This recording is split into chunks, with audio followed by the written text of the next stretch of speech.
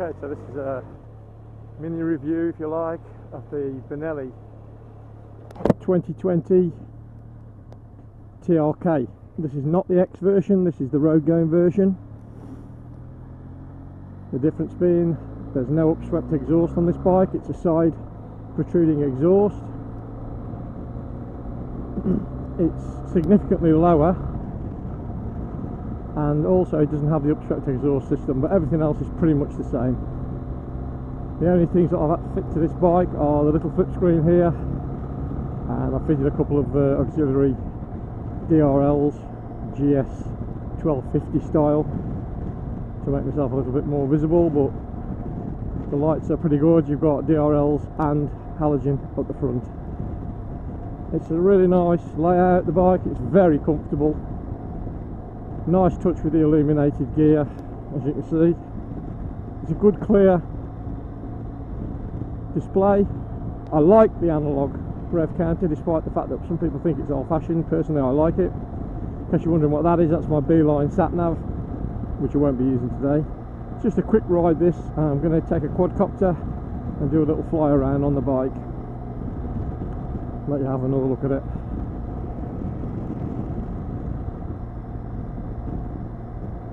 I'm not even sure whether this camera is actually recording. I've been having one or two problems with this camera lately, so we shall see. So we're coming down into Rugeley, Staffordshire now, and we're going to head up to somewhere near Hensford. I suspect I may need to just drop those DRLs down a little. Looking at these lights on here, I think I might be blinding one or two people, so when we get up to Hensford I'll actually tip those down a bit. Bit difficult to set them up in the daylight yesterday.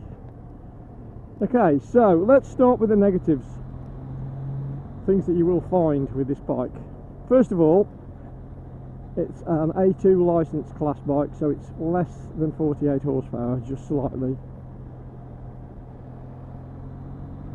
But that said, it's pretty adequate. It's not going to set the world on fire, but it's pretty adequate.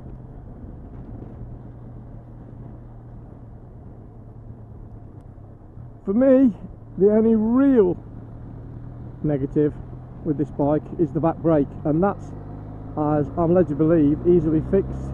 The back brake is pretty much non-existent. The front brake's okay, it's quite progressive, it's quite nice. The back brake, however, is pretty much non-existent.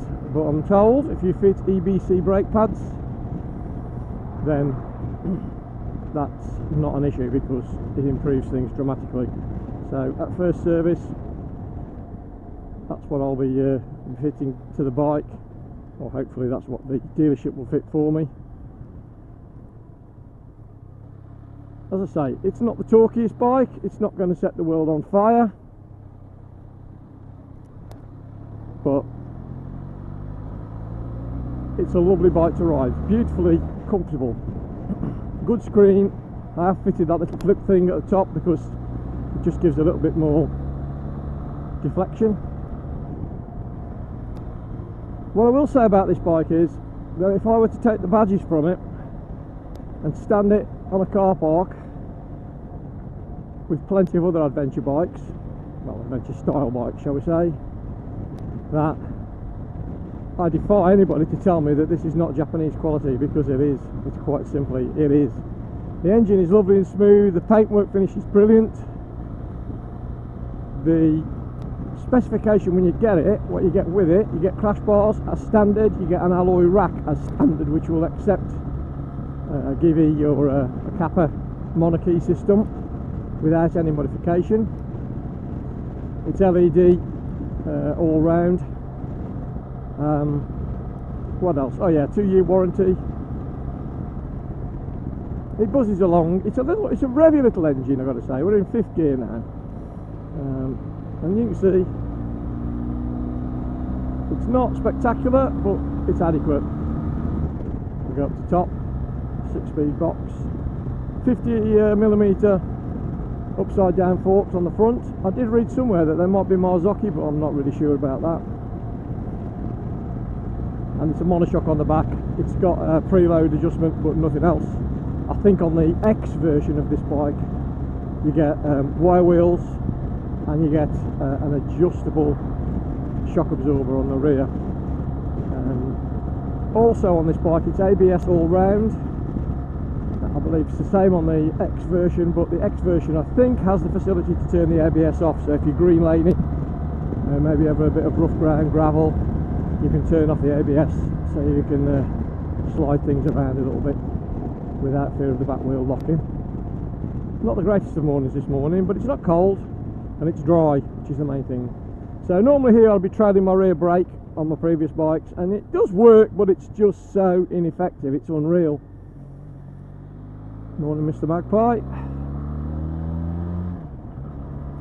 So I'm going to try and find a space where I can do a little fly around with the quadcopter, and I'll do a walk around with the camera as well, just to be on the safe side. But as you can see, it's a really nice bike to ride, very comfortable position. The seat is excellent.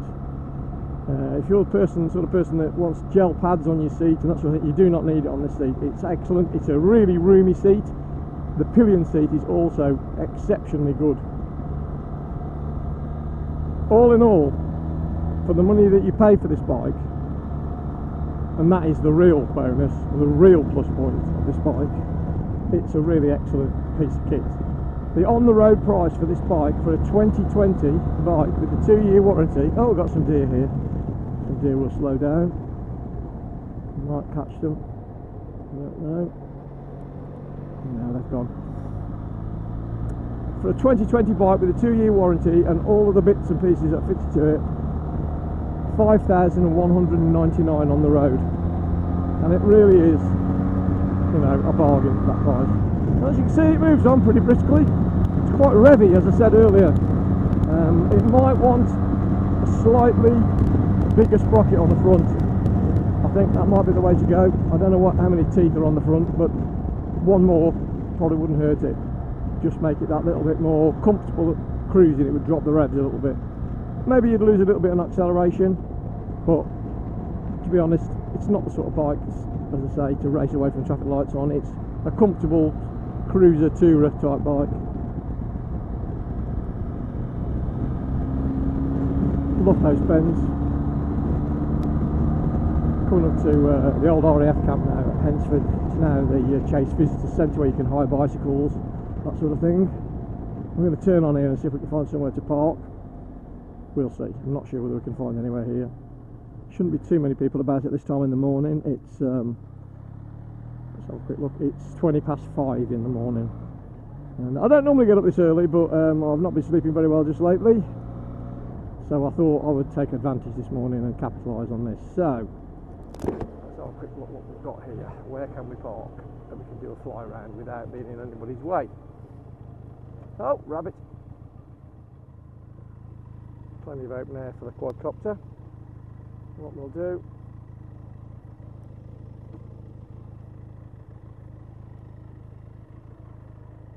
we'll have a walk round. Okay, so there she is. Well, actually it's a he, because I've got a little Benelli TNT 125, and that's little Nelly, and so this is her big brother Benny. Yeah, those lights definitely need to come down. Very bright, I have to say. They were a bit of a bargain off Amazon. I'll just knock those down now while I think about it. You've got plenty of adjustment. They were a bit of a bargain off Amazon, £29 for the pair. And the good thing about the TRK as well is that it comes with a couple of switches, which I'll show you now. These switches, this one and this one, are auxiliary switches, so you can turn your lights on or off with those. You wire into there, they're just terminated inside the panels. You can just wire straight into those. If you're into this type of bike, an adventure style, it's quite an attractive beast. It's quite imposing, although when you sit on it, it isn't that large. You sit in it rather than on it.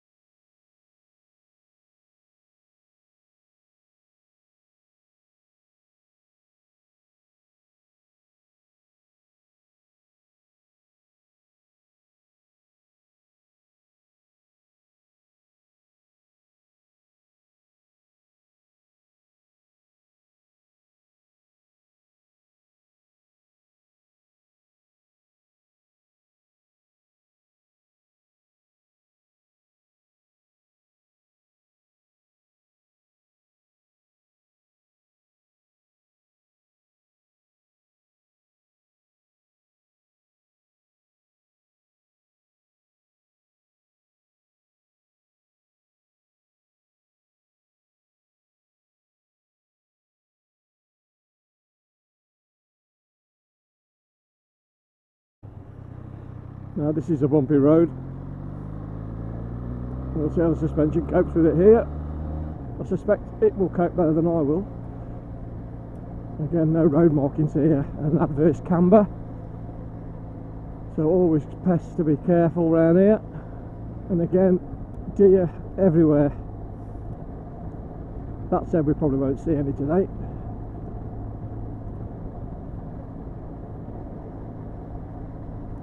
Good big mirrors on this bike as well. You can really see behind you. They're not optically perfect by a long chalk, but what matters is you can actually see behind you. You're totally unobscured. Just about see the size of your arms just below your shoulders, but you can really see clearly behind you.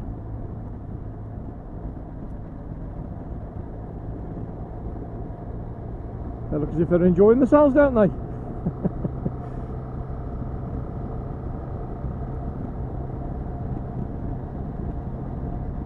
First bike I ever had came around this way. I was just learning to ride. It was a Honda SS50.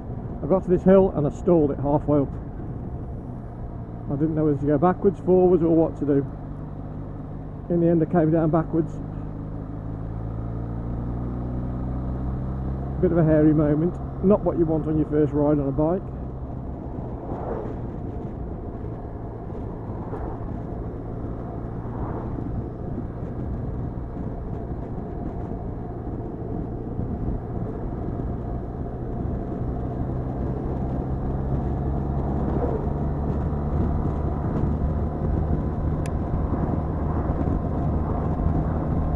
Coming up on the left at the moment is the ruins of Chartley Castle. That's the entrance there, we've just gone by. I'll try and get a view of it for you, but my camera's on the wrong side of my helmet to view that. I don't know whether you can see that or not.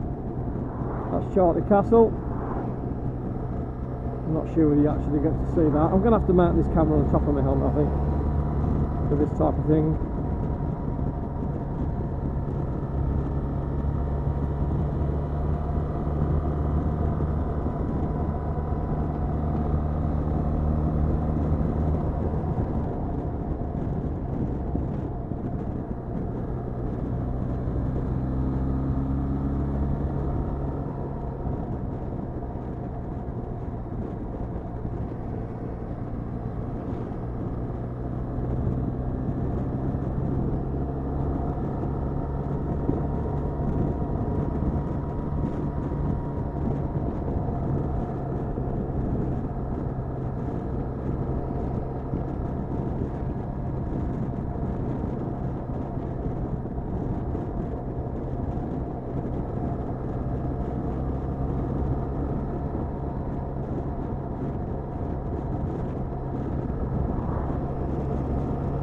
Nice sky this morning.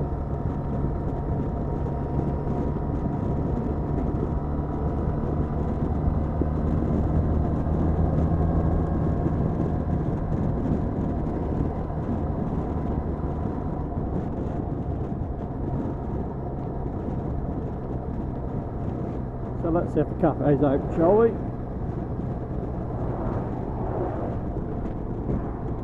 Some traffic behind me, so I've done plenty of warning.